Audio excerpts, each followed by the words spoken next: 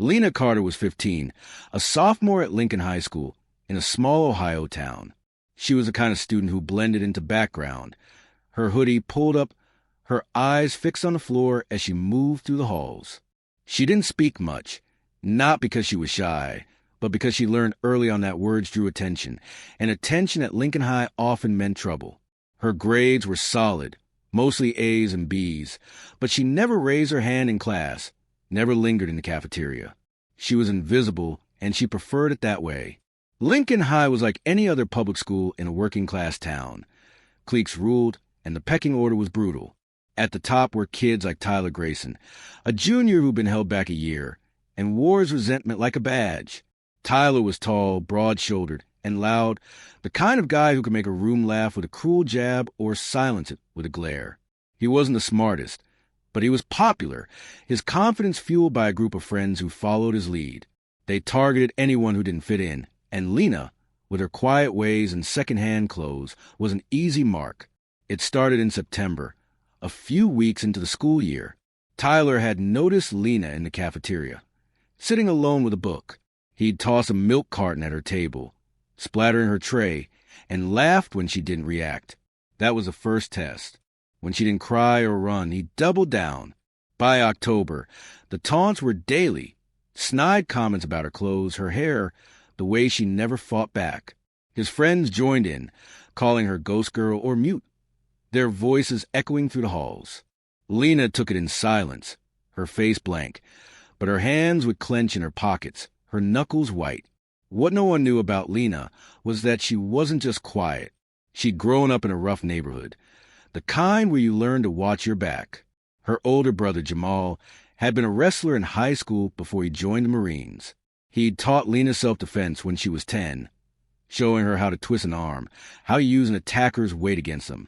You don't need to be big, he'd said. You just need to be smart. Lena practiced those moves in their cramped backyard, over and over, until they were muscle memory. She'd never used them, not really, but they were there, waiting. The incident happened on a Tuesday in November, during fifth period chemistry. The lab was noisy. Students clustered around tables, mixing chemicals for an experiment on reactions.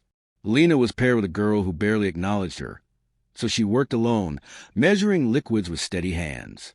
Tyler's group was at the next table, joking loudly, their beakers ignored. The teacher, Mr. Hensley, was at the front, grading papers, his attention elsewhere. Tyler had been in a mood all day. He'd failed a math test, and the football coach had benched him for missing practice. He needed a target, and Lena was there, her head bent over her notebook. He leaned over, grabbed her pencil, and snapped it in half, tossing the pieces onto her table. His friends laughed, egging him on. Lena didn't look up, but her jaw tightened, her pen pausing mid-sentence. "Come on, ghost girl," Tyler said, loud enough for the room to hear. "Say something, or are you too scared?" He reached over and flicked her ear hard. The sting made her flinch, and the laughter grew. Lena's eyes flicked to Mr. Hensley, still engrossed in his papers. "No help there." Tyler didn't stop. He grabbed her notebook, holding it up like a trophy. "What's this?" "Secret love letters."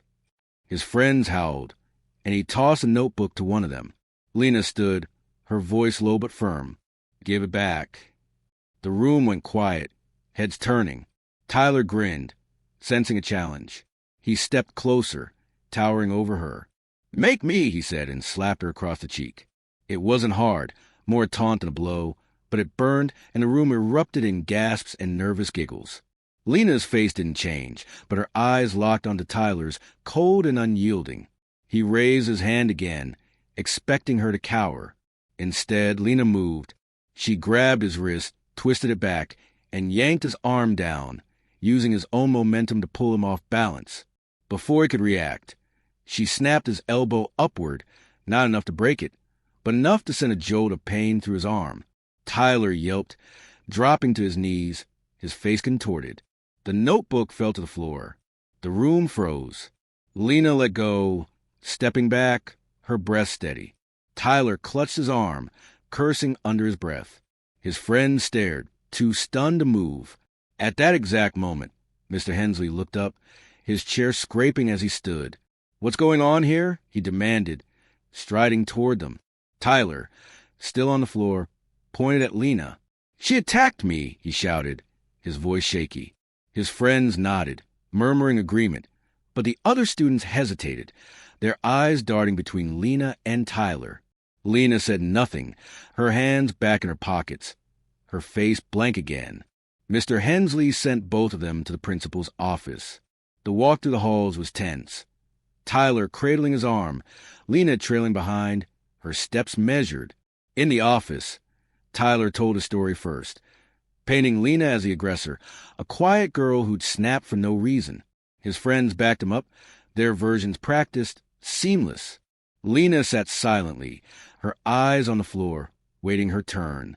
When the principal, Ms. Rivera, asked for her side, Lena spoke softly but clearly. "He took my notebook. He hit me. I stopped him."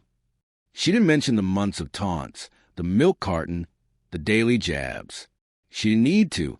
Ms. Rivera, a sharp woman who'd seen her share of high school drama, noticed a red mark on Lena's cheek and the way Tyler's friends avoided her gaze. The school had cameras in the hallways, but not in the classrooms. Still, Ms. Rivera questioned other students from the lab, piecing together what she could. Some admitted Tyler had been harassing Lena for weeks. Others said they'd seen him slap her first. Tyler's story started to crack, his confidence fading as Ms. Rivera pressed him. By the end of the day, Tyler was suspended for 3 days, and Lena was sent back to class with a warning to avoid physical confrontations. The news spread fast. By lunch the next day, the school was buzzing. Students whispered about Lena, the quiet girl who'd taken down Tyler Grayson. Some called her a hero, others a freak, but no one called her Ghost Girl anymore. Tyler's friends kept their distance, their taunts replaced by wary glances. Lena didn't talk about it, didn't boast. She went back to her routine, head down, books close, her silence louder than ever. But something had shifted. Teachers started noticing her more, calling on her in class. A few classmates, the ones who'd stayed quiet during the bullying, started sitting with her at lunch, asking about her homework or her plans. Lena didn't trust it at first, but she didn't push them away either. She'd spent years staying invisible, but now, people saw her. Tyler came back from suspension quieter, his arm still sore. He didn't bother Lena again, not directly. He'd learned his lesson, but the humiliation stung. His friends followed his lead, leaving her alone, but the school's social order had taken a hit. Lena wasn't just a quiet girl anymore. She was the one who'd fought back, who'd won. Months later, Lena's brother Jamal came home on leave. She told him about the incident over dinner, her voice matter-of-fact. He grinned, proud but not surprised. "Told you those moves would come in handy," he said. Lena smiled just a little and went back to her food. By the end of the year, Lena had joined the wrestling team, recruited by the coach who'd heard about her takedown of Tyler. She wasn't a star, but she was good, her movements precise, her focus unshakable. The school didn't forget what happened in the chemistry lab, and neither did Lena. She carried it with her, not as a trophy, but as a reminder. She wasn't invisible, and she never would be again. The story of that Tuesday became part of Lincoln High's lore, told and retold by students long after Lena graduated. It was a warning to bullies, a nod to the quiet ones who might just surprise you. Lena Carter didn't need to raise her voice to be heard. She let her actions speak, and they echoed louder than any words could.